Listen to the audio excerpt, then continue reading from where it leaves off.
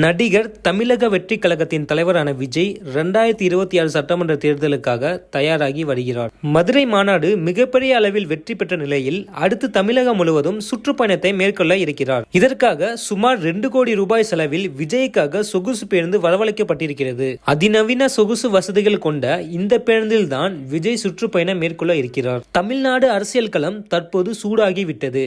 தமிழகத்தில் ஆளும் கட்சியும் ஆண்ட கட்சியும் 2026 சட்டமன்ற தேர்தலை எதிர்கொள்ள தயாராகி வருகின்றன.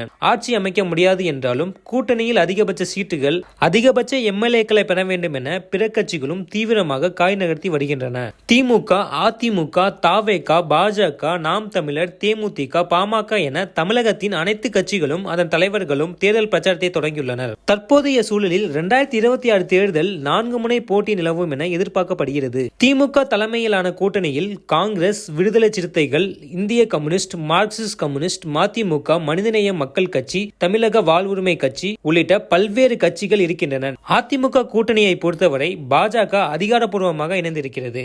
மேலும் ஏற்கனவே பாஜக கூட்டணியில் இருந்த ஐஜேகே, தமாமுக உள்ளிட்ட கட்சிகள் இணையலாம். மேலும் பாமக, தேமுதிக கூட்டணிக்கு கொண்டு வர வேண்டும் என பேச்சுவார்த்தை நடைபெற்று வருகிறது. இந்த வரிசையில் தமிழகத்தில் ஒரு முக்கிய பங்கு வகிக்கும் கட்சிதான் நடிகர் விஜயின் தமிழக வெற்றி கழகம். கடந்த ஆண்டு கட்சியை ஆரம்பித்த நிலையில் விழுப்புரம் மாநாடு மிகப்பெரிய அளவில் வெற்றி தந்தது. தொடர்ந்து தென் மாவட்டங்களில் தனது செல்வாக்கை நிலைநிறுத்தும் விஜய் மதுரையில் 2வது மாநில மாநாட்டை நடத்தினார். எதிர்பார்த்ததை விட அதிக கூட்டம் மாநாட்டில் திரண்டது. மேலும் மாநாடு முடிந்து 10 நாட்கள் ஆகியும் விஜயை குறித்துதான் தமிழக அரசியலில் பேசி வருகின்றனர். இந்த நிலையில் அடுத்த அதிரடிக்கு தயாராகிவிட்டார் விஜய். தமிழ்நாடு முழுவதும் அவர் சுற்றுப்பயணம் மேற்கொள்ள இருக்கிறார். 100 நாட்களில் தமிழ்நாடு முழுவதும் சுற்றுப்பயணம் செய்ய திட்டமிட்டிருக்கும் நிலையில் இதற்கான பெரிய அளவிலான பட்ஜெட் ஒதுக்கப்பட்டிருக்கிறது. விஜயின் சுற்றுப்பயணம் தொடர்பாக மாவட்ட செயலாளர்களுடன் ஆலோசனை நடத்தி இருக்கிறார் அந்த கட்சியின் பொதுச் செயலாளர் புஷி ஆனந்த். இதற்கிடையே விஜய் சுற்றுப்பயணத்திற்காக ஏற்கனவே பிரச்சார வேன் தயாராகி இருக்கிறது. அதே நேரத்தில் நீண்ட தூரம் பயணம் செய்ய வேண்டும் என்பதால் அதிநவீன சொகுசு வசதிகளுடன் கூடிய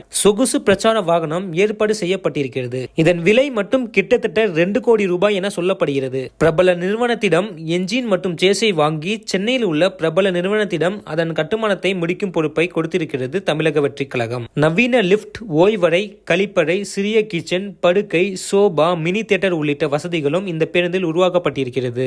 நீண்டதொரு பயணங்களுக்கு இந்த பேருந்தை தான் விஜய் பயன்படுத்துவார். நிகழ்ச்சி நடைபெறும் இடத்திற்கு முன்பாக பிரச்சார வேனுக்கு விஜய் செல்வார். ஏற்கனவே விஜய் பயன்படுத்தி வந்த கேரவன்களை விட நீண்ட தூரம் பயணத்தை சமாளிக்கும் வகையில் சஸ்பென்ஷன் உள்ளிட்ட பல்வேறு சிறப்பம்சங்களுடன் இந்த பேருந்து வடிவமைக்கப்பட்டிருப்பதாக சொல்லப்படுகிறது. வரும் செப்டம்பர் மாதத்தில் இருந்து மக்களை சந்திக்க உள்ளதாக தவேக தலைவர் விஜய் முடிவு செய்துள்ளார். தமிழக வெற்றி கழகத்தின் கொள்கை தலைவரான தந்தை பெரியார் பிறந்தநாள் அன்று செப்டம்பர் 17ஆம் தேதி ஈரோட்டில் இருந்து முதல் மக்கள் சந்திப்பை மேற்கொள்ள போவதாக தகவல் வெளியாகியுள்ளது. இதற்கு மாவட்ட செயலாளர்களுடன் தொலைபேசி மூலம் தொடர்ந்து விஜய் பேசி வருவதாக தெரிகிறது. இந்த ஒரு செய்தி தமிழக அரசியலில் மிகப்பெரிய தாக்கத்தை ஏற்படுத்தியுள்ளது.